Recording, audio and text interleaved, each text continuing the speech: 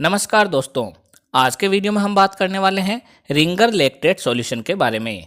आज हम जानेंगे कि इसका क्या कंपोजिशन है, इसका उपयोग कौन कौन सी परिस्थितियों में किया जाता है तथा साथ ही इसके कॉन्ट्रा इंडिकेशन के बारे में भी जानेंगे कि कौन से मरीजों को इसका बिल्कुल प्रयोग नहीं करना चाहिए। तो चलिए बिना किसी देरी के शुरू करते हैं आज का वीडियो। मैं हूं आपका दोस्त फार्मासिस्ट आरपी और आप देख रहे हैं आपका अपना यूट्यूब चैनल मेडिसिन इन्फो। दोस्तों, आरएल इन्फ्यूजन हमेशा आईवी यानी कि इंट्रावीनस यूज के लिए रहता है। इसका पूरा नाम रिंगर लैक्टेट सॉल्यूशन है। अगर हम इसके कंपोजिशन की बात करें तो 1 लीटर आरएल की बोतल में sodium chloride 600 milligram, sodium lactate 320 milligram, potassium chloride 40 milligram व कैल्शियम क्लोराइड 27 मिलीग्राम रहता है और इन सभी को 1 लीटर यानी कि up to 1 litre distil water में डालकर तैयार किया जाता है। रिंगर लैक्टेट इन्फ्यूजन 500 ml व 1000 ml की प्लास्टिक बोतल में आता है तथा ये सिंगल डोज प्रिपरेशन है। इसे एक बार में ही पूरा उपयोग में लेना रहता है। सोडियम लैक्टेट की प्रेजेंस के कारण ही इसे रिंगर लैक्टेट सॉल्यूशन कहा जाता है। दोस्तों, रिंगर लैक्टेट सॉल्यूशन को मोस्ट फिजियोलॉजिकल फ्लूइड भी कहा जाता है क्योंकि इसमें सोडियम, पोटेशियम व कैल्शियम इन तीनों आयंस का कंसंट्रेशन हमारी बॉडी में प्लाज्मा के अंदर कंसंट्रेशन के बराबर रहता है। इसी कारण इसे बहुत ज़्यादा क्वांटिटी में भी दिया जाए तो मरीज में आयोनिक इम्बैलेंस नहीं होता है। रिंगर लैक्टेट सॉल्यूशन हमारे शरीर में इंट्रावस्कुलर वॉल्यूम को बढ़ाता है। इसके अलावा इसके अंदर उपस्थित लैक्टेट हमारे लीवर में जाकर बायोकार्बोनेट में मेटाबोलाइज हो जाता है। यानी जब पेशेंट मेटाबॉलिक एसिडोसिस में होता है तो हम उसको रिंगर लैक्टेट सॉल्यूशन दे सकते हैं ताकि लैक्टेट बाइकार्बोनेट में कन्वर्ट होकर उसको इम्प्रूव कर देता है। अगर हम आरएल यानी कि रिंगर लैक्टेट सॉल्यूशन के उपयोग के बारे में बात करें तो इसका उपयोग सीवियर हाइपोवोलेमिया में किया जाता है।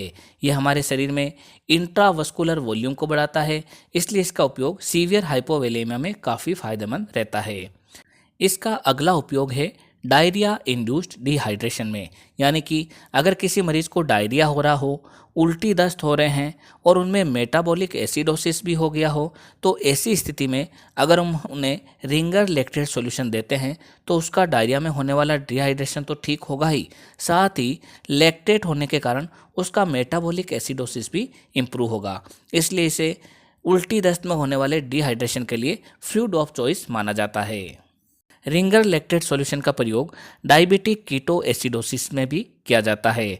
जो भी डायबिटीज़ के मरीज हैं उनमें कीटोन बॉडीज बनेगी, एसिडोसिस रहेगा तो उनमें आरएल सॉल्यूशन एसिडोसिस को कम करने में मदद करता है तथा इसमें पाए जाने वाला पोटेशियम आयन मरीज को हाइपोकैलेमिया वाली कंडीशन से भी रिकवर करता है। इसका प्रयोग आईपीडी पेशेंट के अंदर सर्जरी के पहले व सर्जरी के बाद में दोनों समय में किया जाता है। दोस्तों, ये मोस्ट फिजियोलॉजिकल फ्लूइड है क्योंकि ये हमारी बॉडी में फिजियोलॉजिकल आयंस को मेंटेन करता है, ब्लड लॉस होने पर वॉल्यूम को भी वापस सेटअप करता है। इसलिए ड्यूरिंग सर्जरी और आफ्टर सर्जरी में डॉक्टर द्वारा इसे सबसे ज़्यादा प्रीफर किया जाता है। दोस्तों, इसके अलावा इसका उपयोग जलने पर यानी कि बर्न वाली कंडीशन में भी किया जाता है क्योंकि जलने पर व्यक्ति के अंदर डिहाइड्रेशन हो जाता है, फ्लूइड लॉस हो जाता है तो वापस रिंगर लैक्टेट सॉल्यूशन उसके लॉस की भरपाई करने में मदद करता है।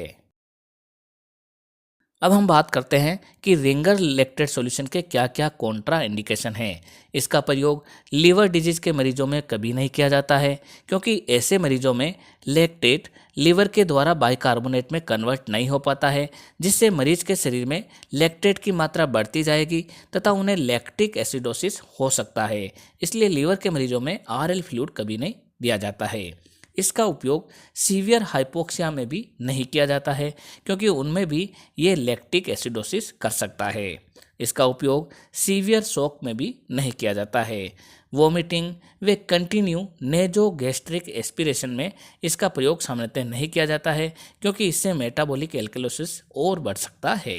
इसका प्रयोग ब्लड ट्रांसफ्यूजन वाली कंडीशन में भी नहीं किया जाता है क्योंकि ये आरएल सॉल्यूशन कैल्शियम आयन के साथ में मिलके ब्लड को कोगुलेट कर सकता है क्योंकि ब्लड की बोतल में सिट्रेट नामक जो एंटी कोगुलेंट रहता है जो कि कैल्शियम के साथ मिलकर बॉन्ड बना लेगा, जिससे ब्लड में एंटीकोगुलेंट की मात्रा खत्म हो जाएगी, वे ब्लड का क्लॉट बनने का चांसेस बढ़ जाएगा।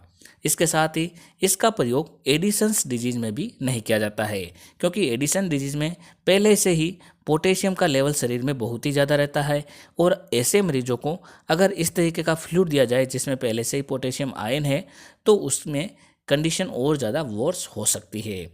इसका प्रयोग कुछ मेडिसिन जैसे कि एम्फोटेरिसिन व डॉक्सीसाइक्लिन जैसी दवाओं के साथ में भी नहीं किया जाता है। तो दोस्तों, ये थी जानकारी आरएल फ्लूइड के बारे में। जब भी कोई दवा लें तो अपने डॉक्टर की सलाह से ही लें।